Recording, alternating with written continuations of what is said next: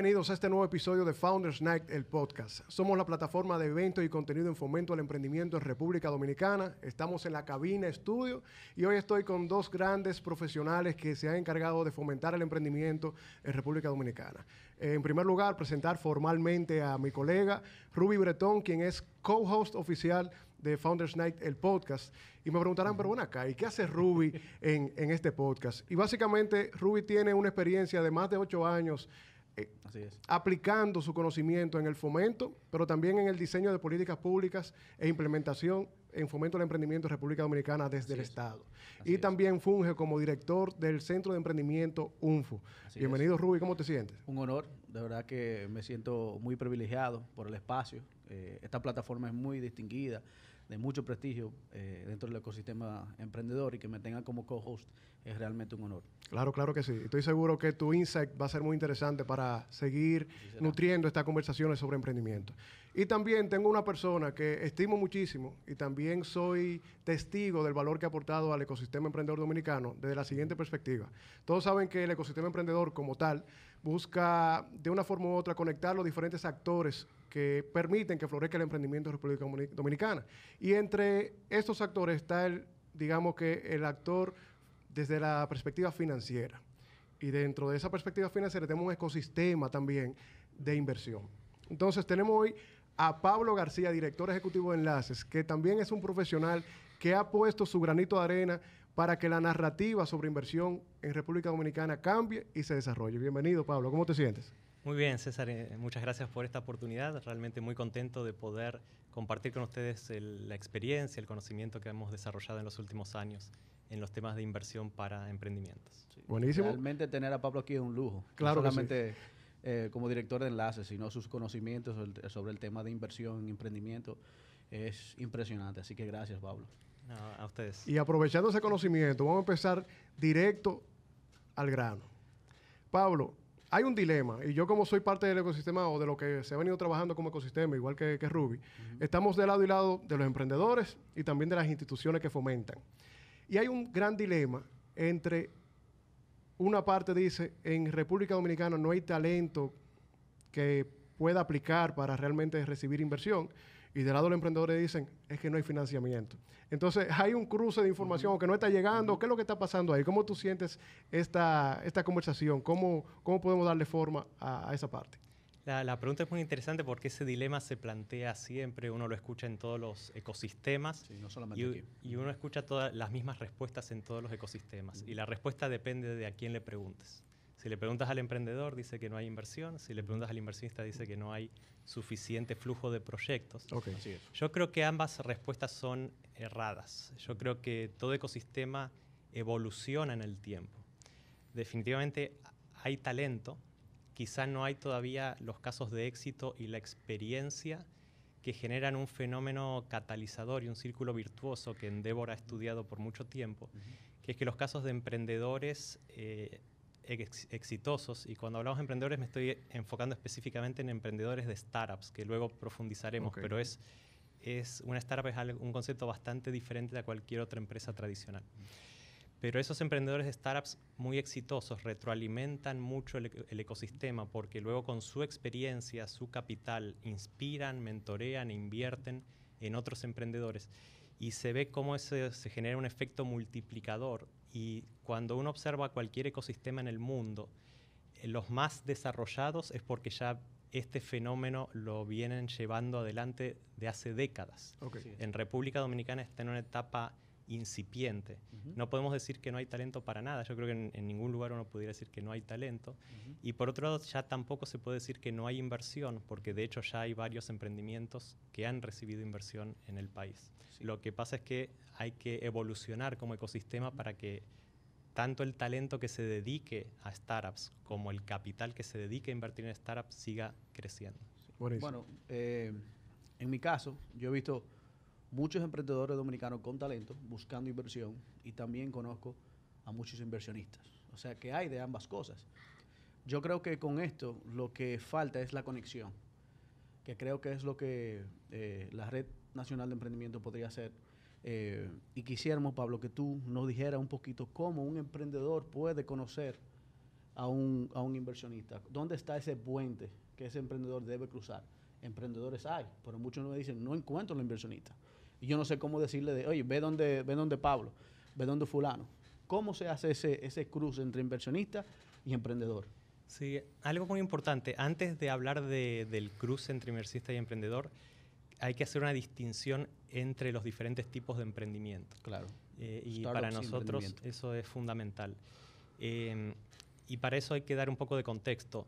Realmente el mundo ha cambiado en las últimas décadas y ha cambiado fuertemente por el desarrollo de tecnologías que están creciendo de forma exponencial. El paradigma tecnológico mundial cambió y hay una serie de tecnologías que están irrumpiendo y que están permitiendo un nuevo fenómeno que en la historia económica no existía. Y es que hay empresas que tienen, en forma muy resumida, la capacidad de crecer de forma exponencial. Eso significa que pueden generar riqueza de forma exponencial gracias a las nuevas tecnologías. Entonces, cuando uno ve estos casos de WhatsApp, de Facebook, de Uber, de Airbnb, son todas empresas que se han sabido apalancar en la tecnología, el mismo Amazon, o sea, para crecer de forma exponencial y han generado riqueza muchísima para los emprendedores y para los inversionistas. Ese tipo de emprendimientos que están diseñados desde un inicio para crecer de forma exponencial y que yo creo que casi en el 99% de los casos se apalancan en las nuevas tecnologías, son lo que se conoce como startups. Y ese tipo de empresas ha permitido generar retornos extraordinarios. Por eso, este fenómeno de mucho capital que empieza a especializarse en invertir en este tipo de activos, que son activos de alto riesgo, pero que ese alto riesgo se compensa con la capacidad de generar un retorno realmente extraordinario. O sea, yo he conocido inversionistas que han multiplicado su inversión 80 veces, que eso es algo que antes era imposible. No cae mal esos numeritos, no cae mal. Una duda que tengo, y lo he conversado con varios colegas, entiendo totalmente el mundo de las startups y el impacto potencial que tienen, tanto a nivel económico como de cambio social. Pero en un país como el nuestro, donde la economía se sostiene de MIPYMES, ¿no podría haber una estrategia mixta donde los inversionistas también apoyaran emprendimientos que tal vez no tienen un potencial tan dinámico como las startups, pero sí tienen un potencial de servir como desarrollo económico y social de un país? O sea, ¿podemos tener instituciones que sí jueguen los dos roles o es necesario segmentar? No, o sea, bueno, no, en realidad entiendo que zapatero a su zapato, ¿no? Okay. Cada institución tiene que saber con qué cliente trabaja y tú sabes muy bien que cada empresa tiene que saber a qué segmento de clientes va dirigido. Claro. Ahora, que deberían surgir inversionistas, o no sé si serían inversionistas o por lo menos que financien el crecimiento de lo que son las MIPYME, que son la gran mayoría de las empresas en todo el mundo, es algo que sería importantísimo. Ahora, ya cabe a ese tipo de financiadores o inversionistas entender cuál es el mejor mecanismo para financiar ese tipo de emprendimientos que, bueno, ya hay un mix de riesgo y retorno muy diferente, es un tipo de empresa muy diferente y hay que saber cuál es la mejor forma de financiar esa empresa. En nuestro caso, donde hemos acumulado la mayor cantidad de experiencia, es en otro tipo de emprendimiento que también es muy relevante. Aunque sea la menor cantidad, son los que más riqueza están generando y más nuevos empleos generan en el mundo, pero no hay que dejar de lado el otro segmento que es importantísimo a nivel de cantidad y hay que encontrar quiénes van a liderar el desarrollo de los instrumentos financieros para ese segmento. Buenísimo, buenísimo. Ahora sí, respondiendo a Ruby, ¿cómo conectamos entonces los emprendedores de startups con esa herramienta de inversión a la cual tú estás acostumbrado a trabajar? Sí, ahí depende mucho de la etapa en la que se encuentren, ¿no? A nivel cuando hablamos propiamente de inversión, tenemos diferentes actores en la cadena. Probablemente en la etapa más temprana, que ni siquiera es inversión, pero sí es financiamiento, encontramos el capital semilla que hoy por hoy provee el Banco Popular a través del programa de Impúlsate Popular para todas las personas que hayan estudiado en una universidad o se hayan graduado de una universidad dominicana y que sean jóvenes, por lo menos uno de los socios del emprendimiento que tenga menos de 35 años, pueden aplicar y es el programa que otorga por lo menos 1.1 millón de pesos dominicanos todos los años a 3 emprendimientos. Y en ese caso el programa incluye también a emprendimientos, no necesariamente startups, ¿no? Okay. Ahora, cuando hablamos de startups y avanzamos un paso más adelante, en el próximo eslabón encontramos a Boost, que es una aceleradora de startups, probablemente la primera aceleradora de startups que invierte capital en los emprendimientos, porque conocemos de otras muy relevantes como Venture.do o OnClick Ventures, que hacen un excelente trabajo. En el caso de startups, lo que agrega es la parte de inyectar capital y financiamiento en lo que se conoce la etapa presemilla. Y luego ya pasa a otros jugadores que invierten en etapa semilla, donde ahí se encuentran justamente enlaces como Red de Inversionistas Ángeles, otros inversionistas ángeles que lo hacen a título individual, otros fondos, muchos de los cuales también son parte de enlaces, pero también invierten por su lado. Y ahí realmente la información está al alcance de la mano, porque tanto Boost como Enlaces tienen su página web de donde reciben aplicaciones, aparte de recibir por referimiento de aliados, de otros emprendedores, de inversionistas de la misma red. Correcto. Algo que quiero destacar de esta parte, y atención aquí a todos los emprendedores. No digan que no hay financiamiento, no digan que no hay apoyo, no digan que no hay herramientas. Si ustedes ni siquiera hacen la gestión o la diligencia de googlear financiamiento para emprendedores en República Dominicana. O sea, hay algo que yo siempre repito, y es que el emprendedor, justamente lo que lo hace emprendedor es hacer que las cosas sucedan. Trato de mantener siempre esa narrativa cada vez que hablo sobre el tema, porque veo muchos colegas que dicen, pero que no funciona, pero investigaste, buscaste, hablaste, te acercaste a Pablo, a César, a Ruby. Entonces, como bien Pablo está comentando, sí tenemos herramientas de inversión para emprendedores en República Dominicana, pero también, como mencionaba y preguntaba Ruby, tenemos que buscar la forma de, primero, hacerla más visible, tal vez, pero también que los emprendedores hagan de su parte y se muevan, pregunten, hagan su diligencia para llegar a ellas. No solamente eso, sino que cuando encuentren una fuente de financiamiento que realmente traten de conectar, porque muchos me dicen, hey, tengo miedo, ese grupo no sé si me haga caso, no sé si mi emprendimiento sea lo suficientemente bueno. Usted no hace nada si no pone de su parte y trata de conectar. Totalmente. Porque muchas veces mucha gente que tiene miedo son los que más consiguen inversión. Y lo más importante, o igual de importante, es aprender sobre esta herramienta. Porque yo no hago nada con decir, tengo un emprendimiento, estoy buscando inversión, pero no sé cómo se comporta esta herramienta de inversión para mi emprendimiento, o si es la que aplica para apoyarme a mí. Entonces yo creo que eso también ahí es muy importante. Entonces, Pablo, para seguir la conversación sobre inversión, ¿qué es lo que busca un inversionista dominicano para apoyar un emprendimiento dominicano? ¿Cuáles son esas variables que tenemos que tomar en cuenta y controlar para poder vender ese proyecto de inversionista?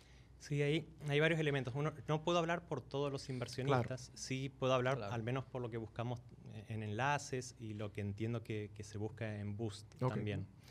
Realmente lo que se busca es un emprendimiento que haya identificado muy bien una necesidad real en el mercado y que haya identificado muy bien ese segmento de clientes a los cuales les pueda ofrecer una solución que sea muy superior al resto de las soluciones que el mercado está ofreciendo.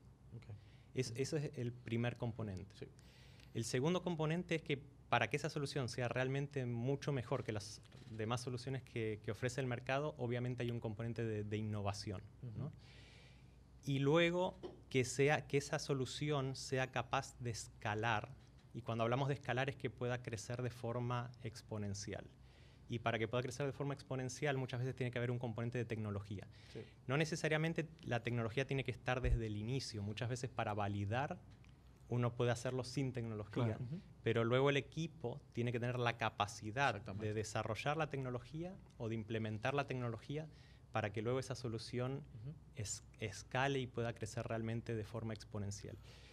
Y luego entonces está el componente del equipo, ¿no? Un equipo que se complemente. Hemos visto que por lo menos tiene que haber dos elementos.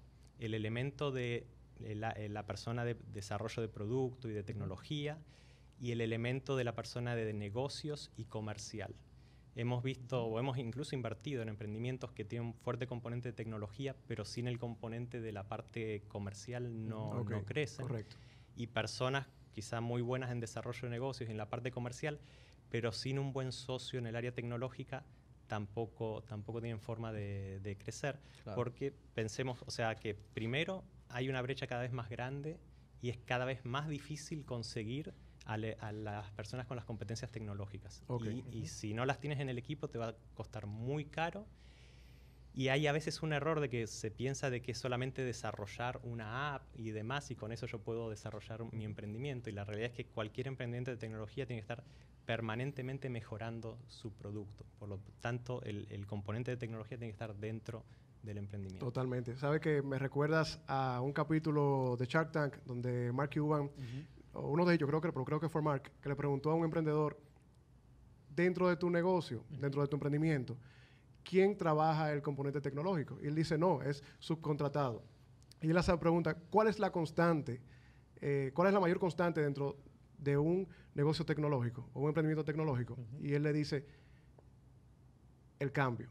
El cambio es la constante que más tenemos en la mano un negocio tecnológico. Entonces, si no tenemos la capacidad de nosotros responder al cambio desde lo interno, va a ser insostenible que podamos escalar un proyecto como lo quisiéramos. Entonces, algo bien interesante y me recordó esa parte y lo quise compartir con ustedes.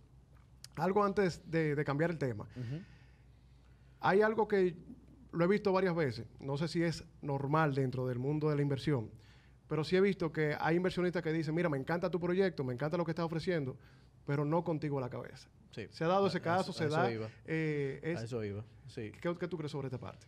Yo entiendo que se da, pero no necesariamente, no lo he visto al momento de tomar una decisión. Okay. Al menos en el caso de si vemos que no es el perfil, decidimos pasar la oportunidad. Okay. Lo que sí puede pasar es que luego de invertir, pensando que el equipo es el adecuado en esa etapa, el equipo llegue a otra etapa donde sí se entienda que hay que cambiar el management porque ya es otra etapa de la empresa y se tiene que traer a alguien con más experiencia en esa otra etapa.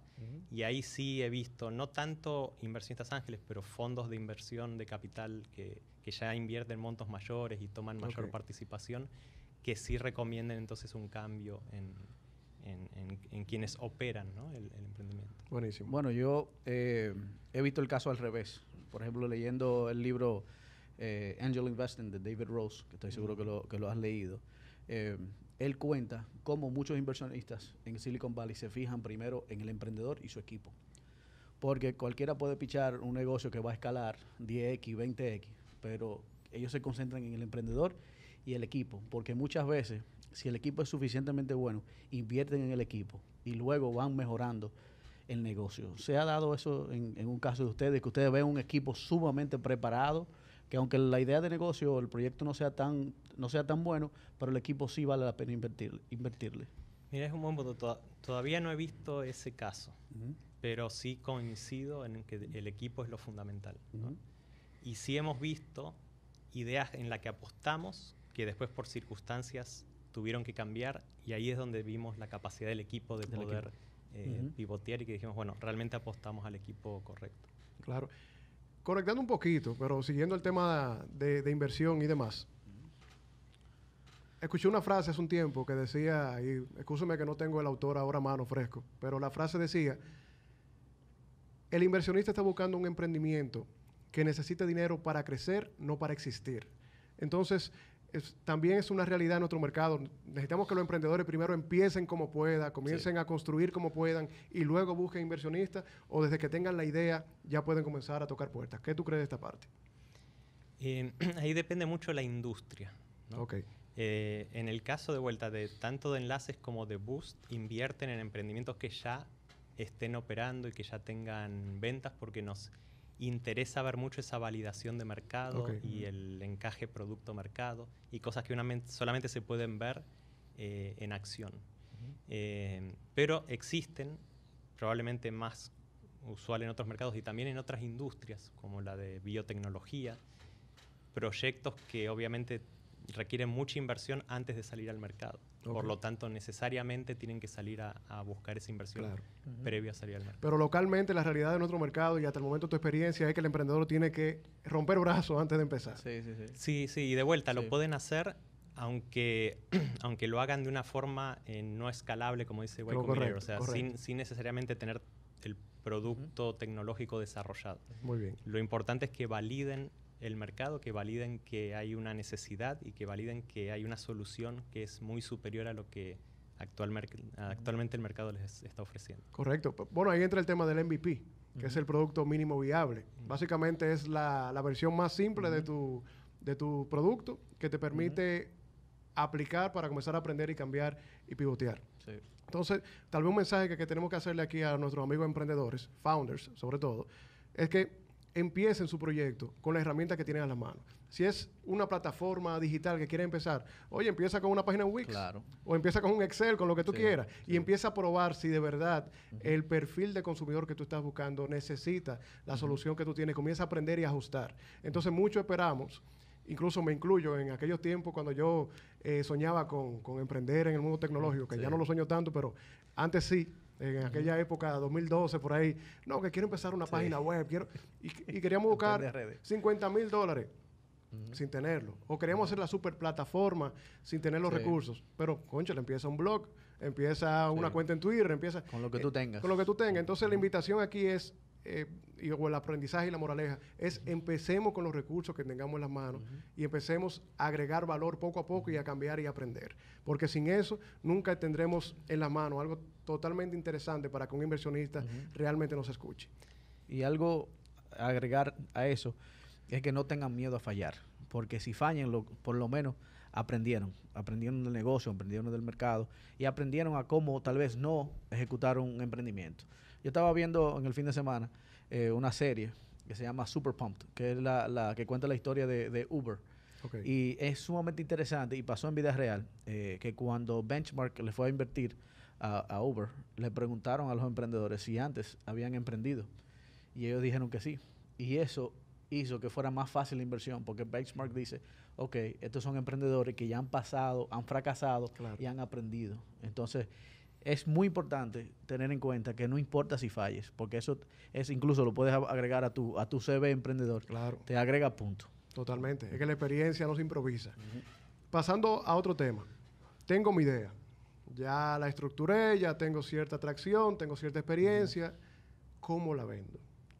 ¿Cómo yo me paro delante de un inversionista y le digo, este soy yo, creo en esto y esto es lo que ofrezco para que ustedes me ayuden a cumplir este sueño que es para todos? Entonces, yo tuve una experiencia anteriormente con Boost, apoyando en la parte de la estructuración correcta del pitch para presentar a inversionistas. Fue una experiencia muy bonita, porque primero te permite conocer la razón de ser real de un emprendimiento y luego estructurar todo para comunicarlo. Y yo creo que algo muy interesante cuando el emprendedor comienza a ver su emprendimiento al detalle. Y yo creo que eso sería lo primero. Y luego, para escuchar también la experiencia de Pablo, que es muy nutritiva en este aspecto. Pero el emprendedor que comienza a conocer a detalle su emprendimiento tiene una capacidad de comunicación mucho más elevada. A veces tenemos emprendedores enfrente que tú le preguntas, ok, pero ¿cuánto tú vendes al mes? Ah, espérate, déjame ir a un Excel a ver porque no estoy seguro. Oye, hay cierta información que delante de un inversionista tú debes tener muy clara. Primero, para aprovechar el tiempo y ganarte su atención. Y número dos, para generar confianza. Entonces, vamos a hablar, Pablo, un poquito de eso, de cuál es ese proceso de presentar a un inversionista de una forma que sea efectiva y sobre todo que abra puertas en este mundo de la inversión. Sí, ese tema es muy importante. Ahí viene el famoso pitch, ¿no? El famoso pitch, que puede tener diferente tiempo. Está el elevator pitch, que quizás son 30 segundos, al más tradicional, que ronda los 5 minutos, que es quizás cuando ya lograste esa reunión o ese primer acercamiento con un inversionista y le vas a realmente presentar tu emprendimiento, tu modelo de negocios. Para mí hay elementos ahí que no pueden faltar en esa presentación. Primero es que el emprendedor tiene que tener muy claro su segmento de clientes, y ahí tú eres el experto, pero es algo que muchos emprendedores no terminan de entender, y quizá da para todo un podcast el por qué es tan importante entender bien el segmento de clientes. Luego, realmente, ¿cuál es ese problema, esa necesidad o ese trabajo que tiene que resolver ese segmento de clientes? ¿Qué soluciones hay en el mercado y por qué la solución que ellos vienen a ofrecer es significativamente mejor, ni siquiera mejor. Okay. Porque al final lo que uno tiene que buscar como emprendedor, como uno tiene pocos recursos, su mejor aliado es su cliente. y es el boca a boca que se logre. Y ese efecto boca a boca solo lo logras si realmente impactas a tu cliente, y ese cliente entonces lo recomienda y se transforma en un promotor de tu emprendimiento. Pero para que alguien recomiende tu producto, tu servicio, tiene que ser muy, muy, muy superior a lo que esa persona estaba acostumbrada a recibir en el mercado. Totalmente. Luego el otro elemento es poder comunicar, más allá de qué es tu producto y qué hace tu producto, es cuál es la propuesta de valor hacia el segmento de clientes. Realmente cómo con tu solución le mejoras la vida a tu segmento de clientes. Y entonces traducir en valor real. Le ahorras tiempo, le ahorras dinero. Realmente cómo le estás creando valor a ese segmento con tu solución. Y luego eso es lo fundamental, y luego se completa en cómo generas ingresos, porque al final estás desarrollando un emprendimiento para luego generar ingresos y luego generar beneficios, ¿no? en el largo plazo. Y entonces ahí se completa lo básico de un modelo de negocios: cómo tú creas valor, cómo lo entregas, a quién lo entregas y cómo capturas valor de tu cliente. Muy bien. Eso sería lo principal. Y luego hay otros elementos que se agregarían. Okay. Totalmente. Esto es tan importante, saber estructurar el pitch. Porque Ruby, tú y yo que vamos a muchos eventos, siempre estamos... Hemos visto muchos pitch. Hemos visto muchos pitch, pero también en escenarios de networking se puede encontrar un inversionista. Así es. Entonces, si tú no estás preparado para brevemente presentar una propuesta de negocio a una persona que acabas de conocer hasta en un café, nunca lo harás también en un escenario de un evento. Y ahí me viene la siguiente idea, y es que muchas veces nos tocamos con emprendedores en eventos, y tú le preguntas a qué tú te dedicas, qué tú haces, y duran media hora en un evento explicándote qué hacen.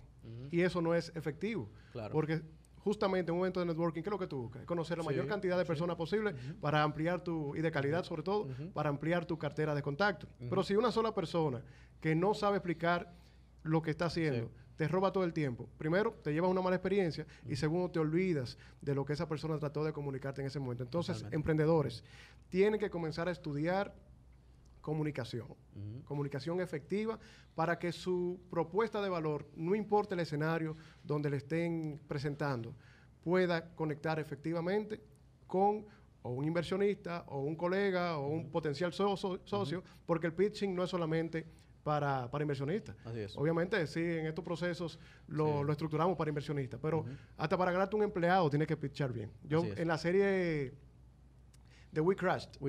Me gustó muchísimo cómo él le pichaba incluso a potenciales empleados de su plataforma. Y él tenía que enamorarlo con un pitch. Entonces, es un proceso muy bonito que cuando tú en verdad entiendes lo que tienes en las manos y lo sabes comunicar, puede abrirte muchísimas puertas. Así es.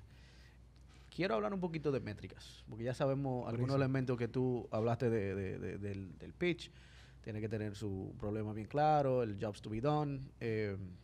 Pero vemos algunos emprendimientos o startups que se concentran en maximizar su valoración en el mercado. Que tal vez tienen un burn rate, o sea, queman dinero muy rápido, pero con el fin de aumentar su valoración para los inversionistas y para los emprendedores.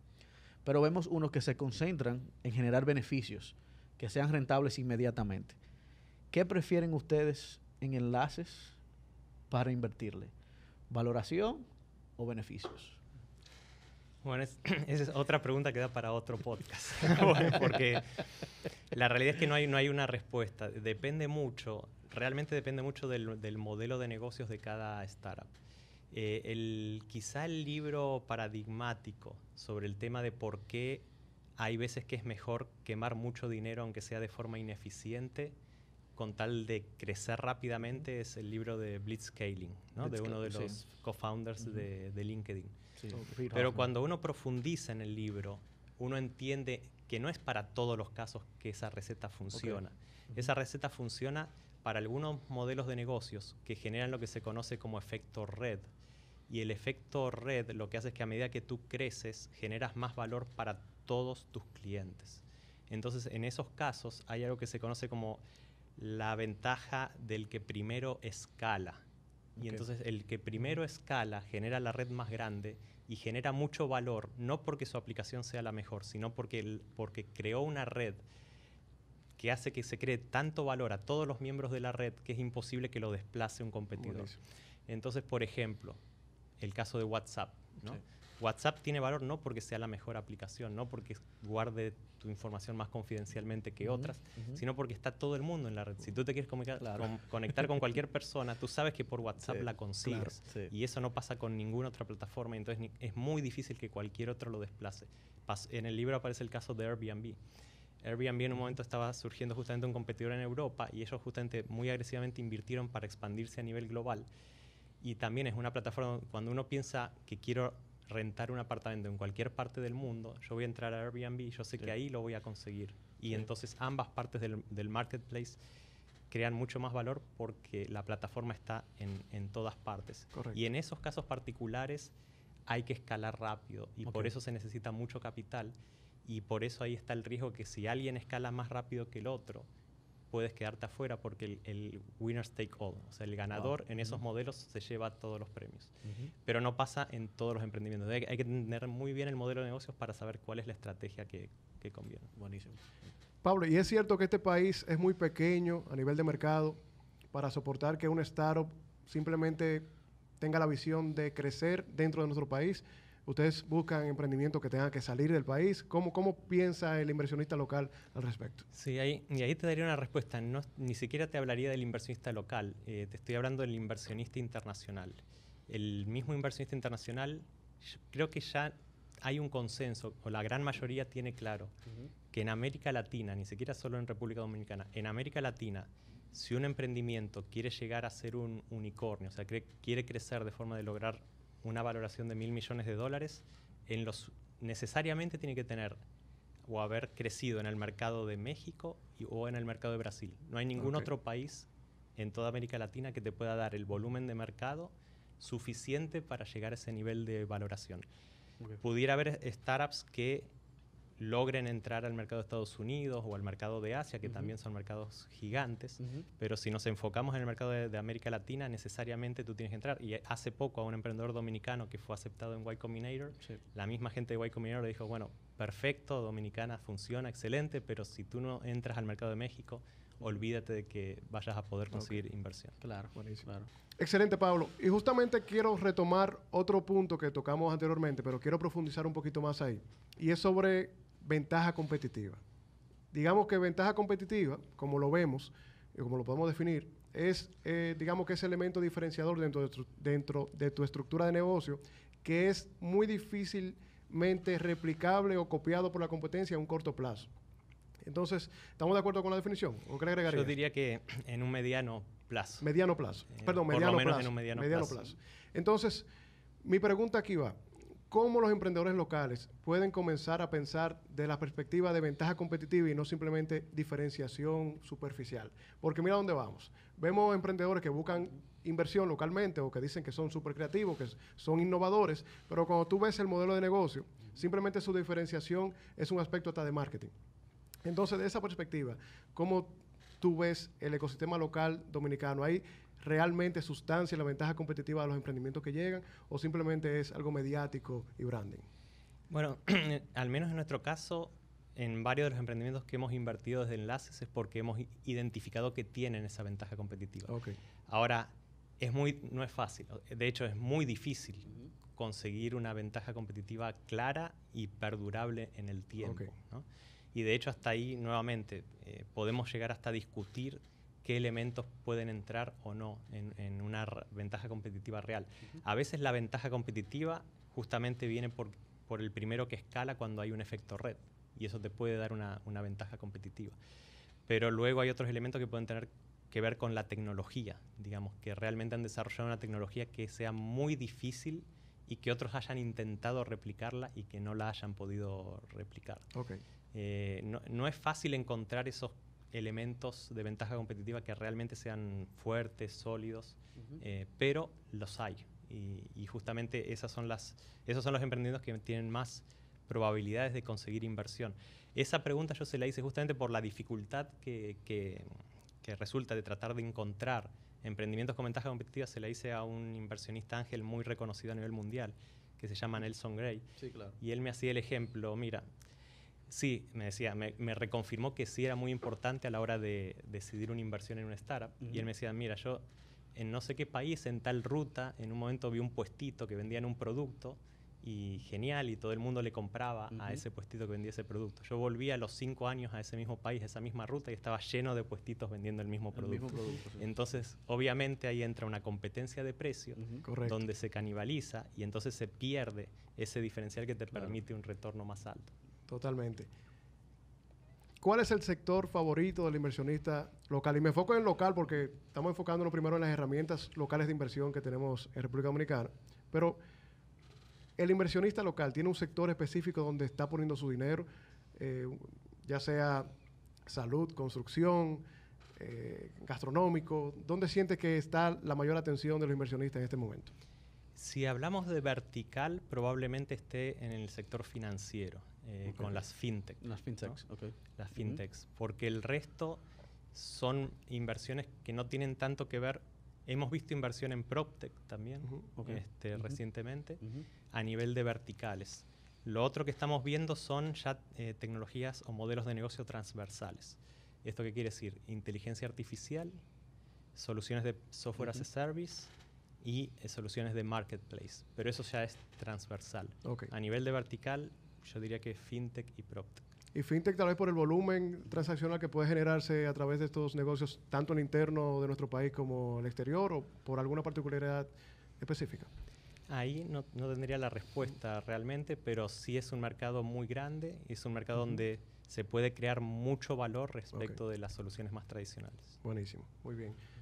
Entonces, conocimos a Pablo ya como director ejecutivo de Enlaces, pero nos gustaría que nos cuente un poquito de qué más tú haces. Tú eres inversionista también, sé que tienes algunas otras funciones en algunos programas de emprendimiento y quisiera que por favor nos explicara un poco. Sí, excelente. Sí, también a través de Enlaces también invierto, digamos, individualmente en alguna de las startups donde veo que realmente tienen mayor potencial.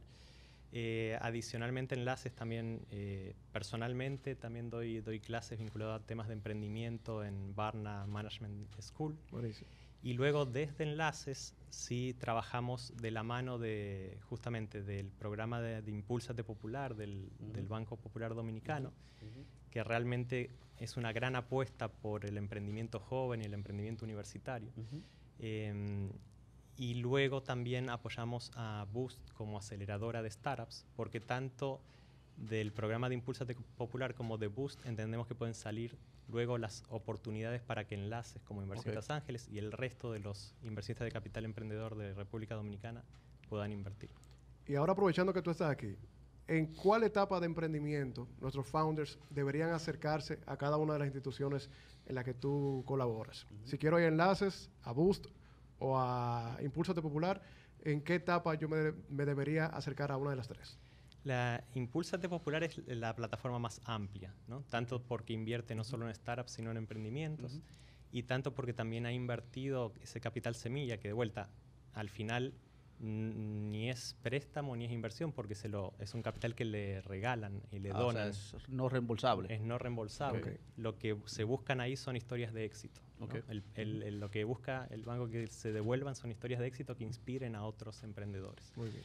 Entonces, en etapa más temprana, aunque lógicamente siempre los emprendimientos más avanzados tienen quizá más chances de obtener el capital semilla, pero ahí hasta emprendimientos que estaban en etapa de idea han recibido ese capital semilla. Ok, buenísimo. Luego, ya específicamente para startups, en la etapa donde apenas están teniendo sus primeras ventas, pero han validado ese mercado, ese encaje producto-mercado, ya pueden aplicar a Boost. Y los emprendimientos que sí ya tengan un mayor nivel de ingresos, de tracción y un mayor encaje o demostración de encaje entre producto y mercado, ya también pueden aplicar a Enlaces. Excelente. ¿Algo que agregar, Ruby? Yo creo que estamos bastante Por bien. ahora estamos bien. Bueno, este es un tema muy, muy amplio, el tema de las inversiones. O sea que no va a ser la única vez que van a ver a Pablo aquí en Founders Night, el podcast. Pero para que sepan, vayan anotando su pregunta, por favor, en los comentarios.